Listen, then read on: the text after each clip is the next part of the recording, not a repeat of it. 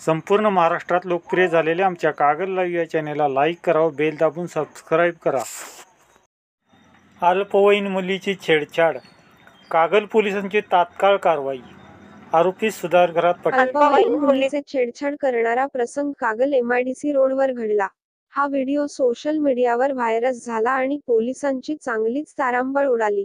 व्हिडिओच्या आधारे कागल पोलिसात तक्रार नोंदविली।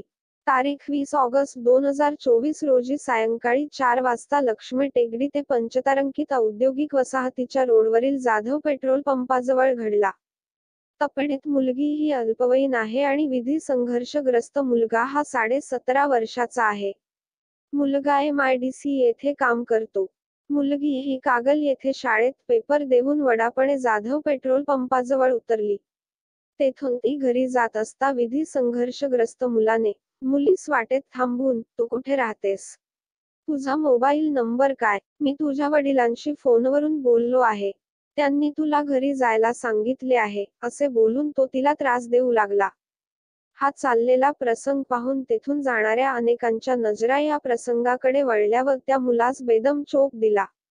त्यानंतर मुलाचे व मुलीचे नातेवाईक येथे आले। खरोखर मुलगीच्या घरी फोन केला होता का याची शहानिशा केली असता फोन केला नसल्याचे निष्पन्न झाले।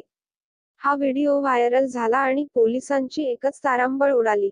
त्याच्या वयाची शहानिशा केली असता तो अल्पवयीन असल्याचे निष्पन्न झाले। त्यास ताब्यात घेऊन त्याची रिमांड होममध्ये रवानगी केली। शिये व बदलापूर येथील घडलेल्या घटनेचे पडसाद सर्वत्र उमटले आहेत।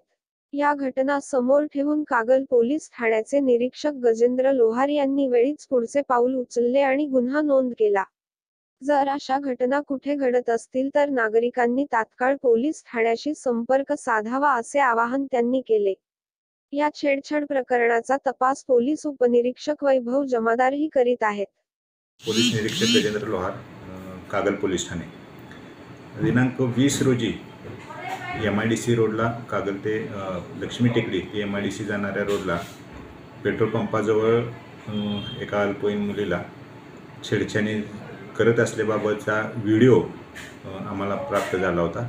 त्या व्हिडिओच्या आधारे आम्ही त्या अल्पवयीन मुलगीचा शोध घेतला। तसेच त्यांना पोलीस स्टेशनला तक्रार देण्यासाठी पोलीस स्टेशनला बोलवून घेतले। त्यानंतर ज्या मुलाने त्या अल्पवयीन मुलीची छेडछाडी करण्याचा प्रयत्न केला होता त्या मुलाचा शोध घेतला। तो मुलगा अल्पवयीन असल्याची आमची खात्री झाली। त्यानंतर ते गुन्हा दाखल झाल्यानंतर त्याला ताब्यात घेऊन आम्ही बालसुधारगृहामध्ये त्याला पाठवलेलं आहे। या असे महिला आणि मुलींविषयी तसेच बालकांविषयी जे गुन्हे होत आहेत त्याबाबत सर्व नागरिकांना आवाहन करण्यात येते की त्यांनी निसंकोच पोलिसांच्याकडे तक्रार द्यावी। जय हिंद।